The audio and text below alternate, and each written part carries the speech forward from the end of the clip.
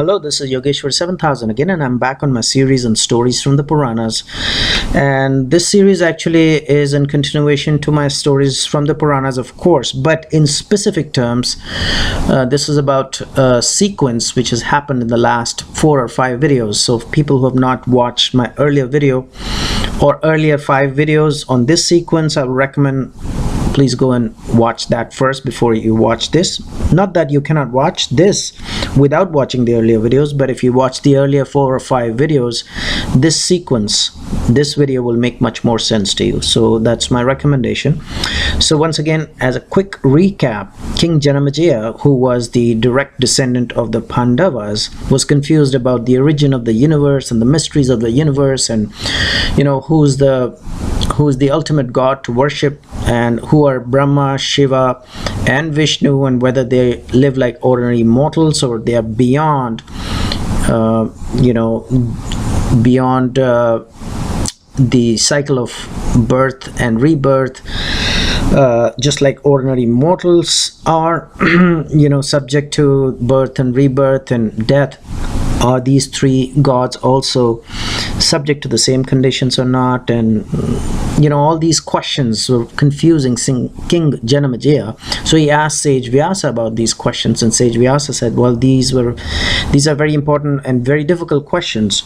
But at one point he was also very confused. So Sage Vyasa tells him that I had gone to Sage Narada seeking answers to these questions, and then Sage Narada had told him that, look, this was very confusing to me as well. So I had gone to Lord Brahma seeking answers to these questions, to which Brahma said, okay, I'm gonna share my experience with you, because when I was born out of the lotus navel of Lord Vishnu, and then after I was born in this universe, and then Lord Shiva had appeared, so we 3 gods were equally very, very confused, and we didn't have answers, and that's what you'll see in the last few videos, that they were confused themselves. And then the goddess appeared before these 3 gods, and she took these 3 gods up into the skies on her aircraft or her spaceship,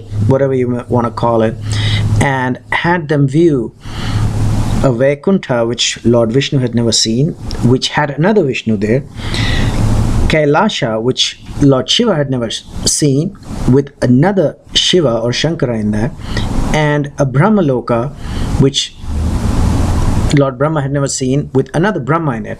So this is what the Devi showed them, and ultimately the spaceship rather takes them to an island of gems which is called Mani Dvipa, and then these 3 gods were turned into women as soon as they approach the goddess who was sitting in the Mani Dvipa, surrounded by various gods and goddesses and attendants. And then finally the 3 gods realized that the origin of this universe, the whole power of this universe, the creator of this universe, comes from the Supreme Goddess who was seated there in Mani Dvipa.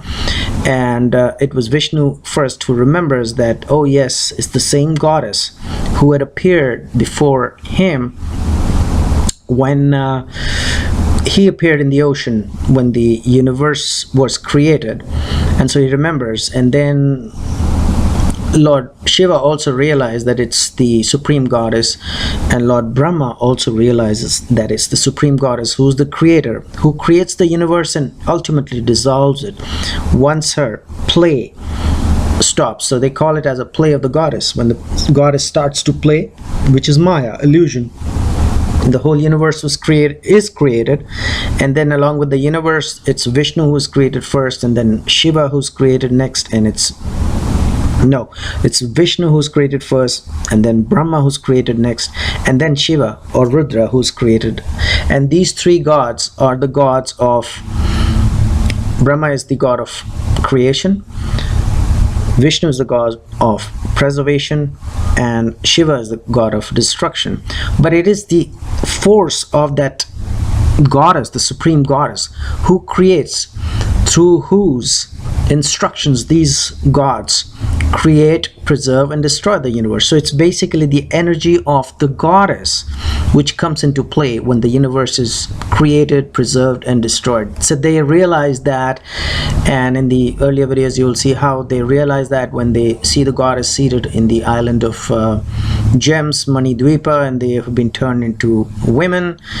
But still, these three gods had confusions and questions, to which today we'll be discussing as to what the goddess speaks to them. So far we did discuss what the gods realized about the Supreme Goddess, and they were, you know, making their own commentaries and saying that, okay, well, you're the ultimate, and we understand that you're the creator, preservator, and also the destroyer of this universe, and you do it through us, but it's you who's the ultimate. But let's see what the goddess speaks. In this video we'll talk about what the goddess speaks as to what the real mystery is. Okay, so finally, when the three gods finished praising the goddess and realizing that it is the Supreme Goddess who actually is the one who is the force behind the three gods and the universe, but still they had doubts. So finally Lord Brahma says that, you know, you're the Brahman, you're the one and only one,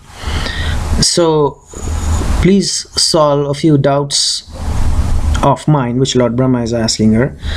My mind is not completely free from doubts. Okay, I cannot solve it myself, whether, you know, why you have created another Brahma, or why you have created another Vishnu, and why you have created another Shiva, and why you have created the three different lokas, Shiva Loka, or Mount Kailasha, or another Kailasha, or a Vaikuntha, and also a Brahma Loka.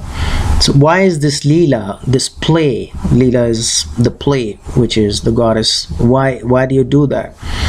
You know, so they still had a few confusions, and although they were praising and unfolding the mysteries themselves, unveiling the mysteries themselves as per their own intelligence, they wanted to ask the goddess. And here the goddess speaks, you know. And then another question was, are you a male or are you a female? That's what Brahma is saying, that what are you a male or are you a female? We have been turned into females. You're a female who has created us three males and then turned us into female, while we are, you know, serving your lotus feet here and praising hymns in praise of you. And what exactly are you? So they still had doubts, to which the Devi, the Supreme Goddess, speaks. Okay, and she answers the three gods, Brahma, Vishnu, and Shiva, specifically to Brahma, because the final question was asked by Brahma, that there is oneness always between me and the Purusha. Purusha is a Sanskrit word for male. So I'm female and I'm male as well. That's what the goddess says. Okay, what is male is me, and what is me is male. So there is no difference whatsoever between me and the male. Okay, so I'm female as well and I am male as well. Okay, and people who know the subtle, there's a subtle difference though between the male and the female force, which is me itself. People who can understand the subtle difference between us two is very intelligent. Okay, and he's going to be freed from this bondage of samsara, or this universe, and he's not going to be, you know, born and reborn, born and reborn. So this is like a mystery. This is the goddess who's speaking to the three gods. Okay, and what she says is that the necessity of creation is again and again, okay, because of the karmas of the jiva. So karma plays a very important role of the jivas. Jivas means living beings. Because of the karmas, the world has to be created again, and then pralaya, which is destruction. Pralaya happens and creation happens and destruction happens because of our karmas. And people who are free from the bondage, or people who are free from the karmas, are released from the bondage of getting born and reborn and again and again. Okay, so she explains why this universe is created and why this universe is destroyed. Okay, so Brahma is the basis of creation, okay? And for this reason, Brahma is created, okay? So it is Brahma is visible and then again invisible. So during creation, this difference of visible and invisible of Brahma are conceived. Okay, when the universe dissolves and melts away, or there is a pralaya as it's called in Sanskrit, then I am neither male or female. It's me, the Supreme Goddess, who's neither male or female. Then I remain where Brahma, Vishnu and Shiva all get dissolved into me, and I am still at that time. I'm not having a play of creation and universal dissolution. Only when the universe is about to be created, then there's a difference between me and Brahma, who's the creator. Otherwise it is me only, whom all these forces of creation, preservation and destruction get dissolved. Okay, at the time of creation, I am Shri. Shri means wealth. I am Buddhi. Buddhi means intellect. I am Dhriti. Dhriti means fortitude. I am Smriti, which means recollection. I am Shraddha, which is faith. I am Medha, which is intelligence. I am Daya, which means mercy. I am Lajja, which means, to be shy or be modest. I am Shuddha, which means hunger. I am Trishna, which means thirst. I am Shama, which means forgiveness. I am Akshama, which means non-forgiveness. I am Kanti, which means luster. I am Shanti, which means peace. I am Pipasa, which is thirst. I am Nidra, which is sleep. I am Tandra, which is drowsiness. And this is what she's saying when the creation of the universe happens. So everything melts into me when the world is destroyed or the universe is destroyed, and everything comes out of me only when the world is created. So that's what she's saying. That's what I am. I'm Kanti, I'm luster, I'm Shanti, I'm peace, I'm Pipasa, I'm thirst. All these things, it's me only which is manifesting in this universe. I'm Vidya, I'm knowledge. I am Avidya, which is non-knowledge. So people who are knowledgeable, and also people who are non-knowledgeable, they're also me. I am Spriha, which means desires. I am Shakti, which is the force. I am Ashakti, which is non-force. I am Vasa, which is fat. I am Majja, which is bone marrow. I am Tvak, which is skin.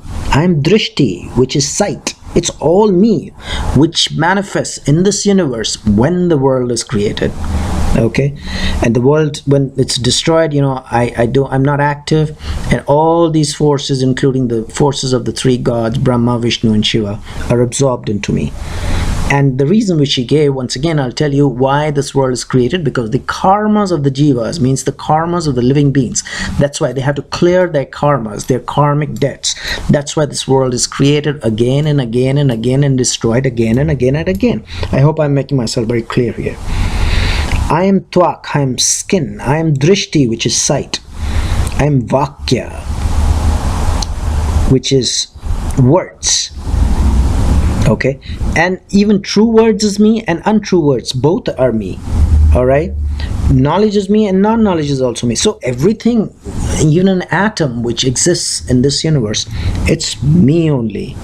Okay, so and also innumerable nadis, which are the tubular organs of the body. Now there are certain unseen nadis which cannot be seen. Okay, and there are seen nadis. What are the seen nadis, or the tubular organs? Which are the arteries, the veins, the intestines, the blood vessels, And the unseen are subtle nadis. We know that there are 72,000 subtle nadis, but then there are 35 million nadis in total, which includes the subtle nadis or the tubular organs, and also which are physical, which can be seen, like arteries, veins, intestines, blood vessels, so on and so forth. So it's me only who's manifesting through everything. Okay, so whatever you see in this universe, that is not separated from me. Okay, so I am connected with even an atom. All right, that's what the Devi or the goddess is telling Lord Brahma, and in the presence of course, the two other gods, Shiva and Vishnu. That I am, and again she says that it's me who's assuming the names of the various gods, which are called Devas. Okay, and I am the one who exists in so many forms of Shaktis. Shaktis means powers, which are also goddesses. So various goddesses which you see in this earth, in this universe, it is me only, it's my power, it's my energy which flows through them. Okay, and then again she tells Brahma in the presence of course Vishnu and Shiva that I'm Gauri, I'm the one who's Gauri, I'm the Brahmi. And these are the names of various goddesses for people who are not familiar with the Eastern spiritualism or Vedas or the Eastern way of knowledge, whatever you may call it, what has been explained in the Vedas and various religious scriptures.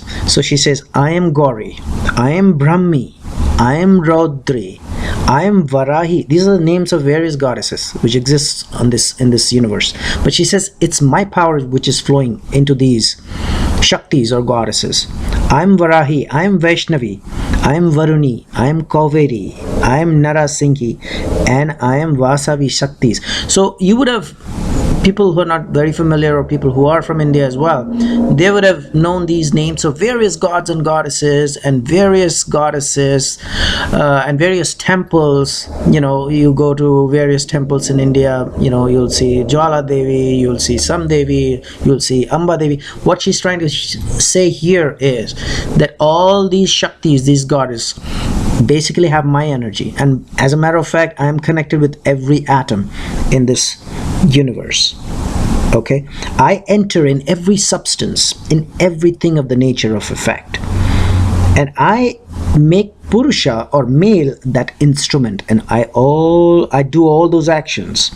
Okay, so I use Purusha, the instrument or the male energy. I use it as, first of all she says in the beginning that I am not different from male and female, I'm male and female both. Then here she says that I make Purusha or the male that's the instrument for all the actions which I perform. So it's my energy which is behind the Purusha.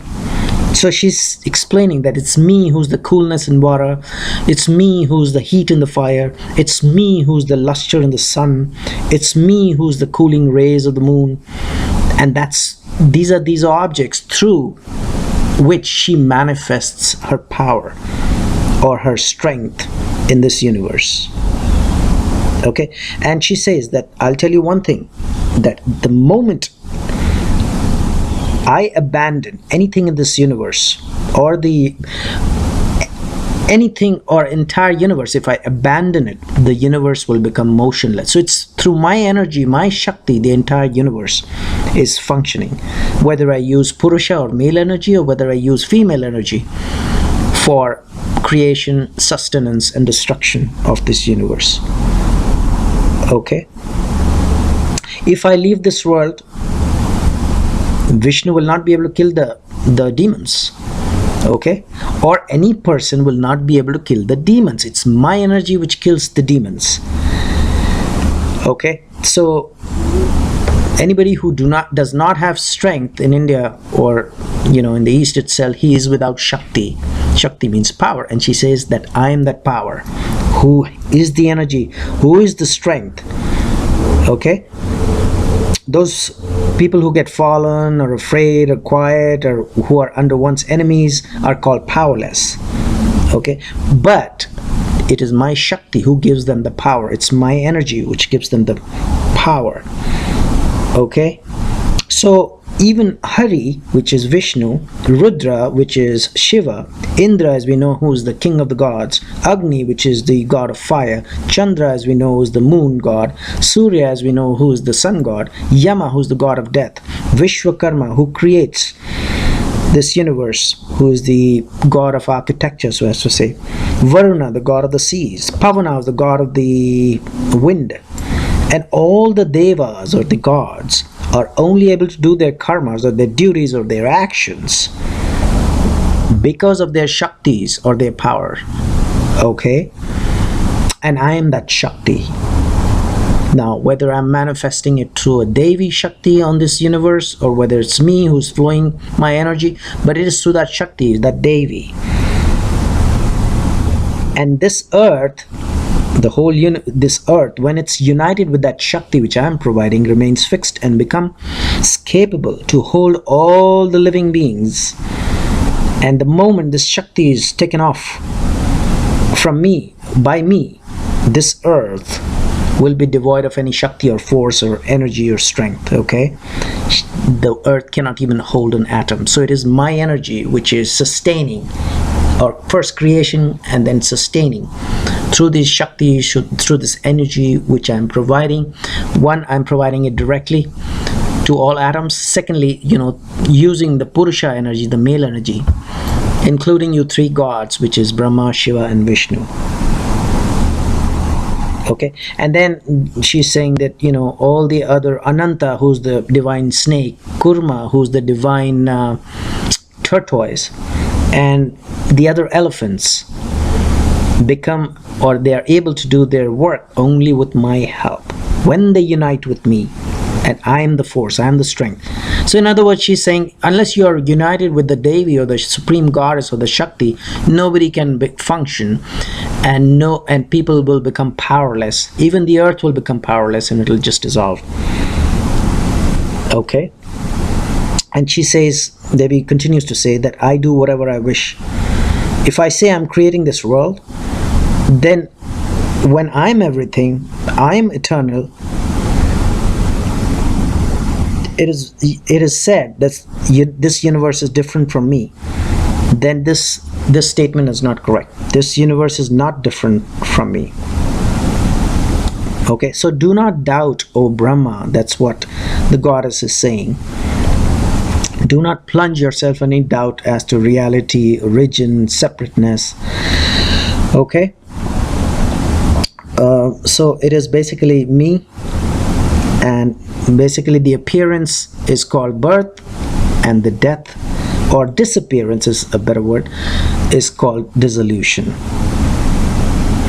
Okay, so basically that's what she's trying to explain to Lord Brahma, that she is in every being and she is everything. Okay, so I think we've discussed enough for today as to what the Devi explains to the three gods as to where this energy, where this Shakti is coming from.